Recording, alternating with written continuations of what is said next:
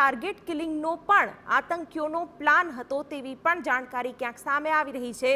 યહૂદીઓના પ્રમુખ સ્થળો પર હુમલાનું ટાસ્ક અપાયું હતું આ આતંકીઓને તેવું પણ સૂત્રોએ જણાવ્યું છે। આદેશ મળતા જ આત્મઘાતી હુમલાની ફિરાકમાં હતા આતંકીઓ। આઈએસઆઈએસના 4 આતંકીઓ એવા સમયે ઝડપાયા છે કે જ્યાં આઈપીએલની ક્રિકેટ ટુર્નામેન્ટ ચાલી રહી છે। બાકીની મેચો રમવા માટે આઈપીએલની જે ક્વોલિફાઈડ ટીમો છે તે અમદાવાદમાં આવી પહોંચી છે।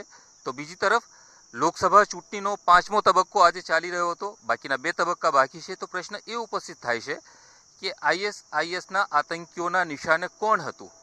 આઈપીએલની ક્રિકેટ ટીમો હતી કે પછી કોઈ રાજકીય મોટા નેતા હતા?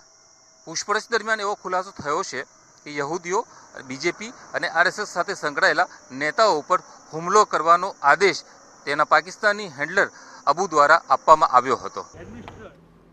અમદાવાદ એરપોર્ટ પરથી 4 આતંકીઓ ઝડપાવાનો કેસ, જેમાં હેન્ડલરે જ્યાં હથિયારો છુપાવ્યા હતા ત્યાં TV9 પહોંચ્યું। નાના ચિલોડામાં હેન્ડલરે છુપાવ્યા હતા ઘાતક હથિયારો, 3 પિસ્તોલ અને 20 કારતૂસ જ્યાંથી મળ્યા ત્યાં TV9 પહોંચ્યું। TV9 ત્યાં પહોંચ્યું જ્યાં આતંકીઓને સાથે રાખીને સર્ચ પણ કરાયું। 21મી મેને આતંકવાદ વિરોધી દિવસ તરીકે ઉજવવામાં આવે છે અને આ આતંકવાદ વિરોધી દિવસની પૂર્વ સંધ્યાએ જ ગુજરાત એટીએસને મોટી સફળતા મળી છે। દેશમાં ભાંગફોડની પ્રવૃત્તિના આશય સાથે પ્રવેશેલા આઈએસઆઈએસ સાથે સંકળાયેલા શ્રીલંકન નાગરિક એવા 4 આતંકીઓને ગુજરાત એટીએસે ઝડપી પાડ્યા બાદ તેઓની પૂછપરછ કરવામાં આવી તથા મોહમ્મદ નુસરત નામનો જે આતંકી હતો તેના મોબાઈલની ચકાસણી કરવામાં આવી। તો તેઓ દ્વારા જે પ્રોટોન ડ્રાઈવ ઉપયોગમાં કરવામાં આવતી હતી તેમાંથી 5 ફોટોગ્રાફ્સ મળી આવ્યા હતા। તે 5 ફોટોગ્રાફ્સ આ સ્થળના હતા। હિંમતનગર હાઈવે ઉપર આવેલ નર્મદા કેનાલ નજીકની એક ચોક્કસ જગ્યાના આ ફોટોગ્રાફ્સ હતા। 5 ફોટોગ્રાફ્સ હતા અને તેમાં કેટલાક સંકેતો આપવામાં આવ્યા હતા। તેઓને જે ટાર્ગેટ કિલિંગ કરવાના ઉદ્દેશો સાથે મોકલવામાં આવ્યા હતા અને તેઓને 3 પિસ્તોલ પહોંચાડવામાં આવી હતી તે આ સ્થળે પહોંચાડવામાં આવેલી હતી।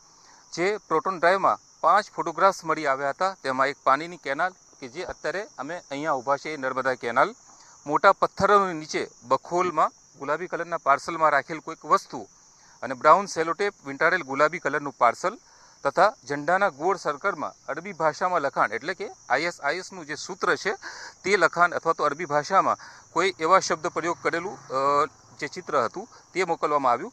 3 પિસ્તોલ તથા 3 લોડેડ મેગેઝિન તેની અંદર દર્શાવવામાં આવેલ।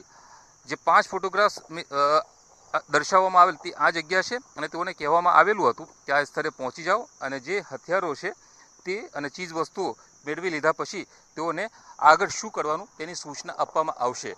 ગુજરાત એટીએસ દ્વારા આ 4 આતંકીઓની ધરપકડ કરી લીધા બાદ તેઓની પૂછપરછમાં જે ખુલાસાઓ થયા ત્યાર પછી તેઓને તામિલ ભાષાના જાણકાર વ્યક્તિની મદદથી તેઓ શું કહેવા માગે છે અને તેઓને શું સૂચના આપવામાં આવી હતી તે તમામ બાબતોની જાણકારી મેળવ્યા બાદ આ સ્થળે લાવવામાં આવ્યા હતા અને પથ્થરોની વચ્ચે નીચે એક જગ્યા ઉપરથી એક પોટલું મળી આવ્યું હતું અને તેમાં જે ફોટોગ્રાફ્સમાં દર્શાવેલી ચીજ વસ્તુઓ હતી તે તમામ ચીજ વસ્તુઓ મળી આવેલી હતી। આ તમામ વસ્તુઓ કબજે કરવામાં આવેલી છે અને આ વસ્તુનો ક્યાં ઉપયોગ કરવાનો હતો અને આગળથી તેઓને શું સંદેશો પાઠવવામાં આવનાર હતો તે બાબતો અંગે તપાસ કરવામાં આવી રહી છે। જોવાનું હવે એ છે કે આ 4 આતંકીઓની પૂછપરછ દરમિયાન તેઓનું શું ટાર્ગેટ હતું, ક્યાં આતંકી હુમલો કરવાનો હતો અથવા તો કઈ વ્યક્તિઓ તેઓના નિશાના ઉપર હતી તે તમામ બાબતોનો ખુલાસો આગામી દિવસોમાં ગુજરાત એટીએસની તપાસમાં થઈ શકે છે। કેમેરામેન વિવેક ઠાકોર સાથે યુનુસ ગાઝી, TV9, નાના ચિલોડા, ગાંધીનગર અમદાવાદ હાઈવે ઉપરથી।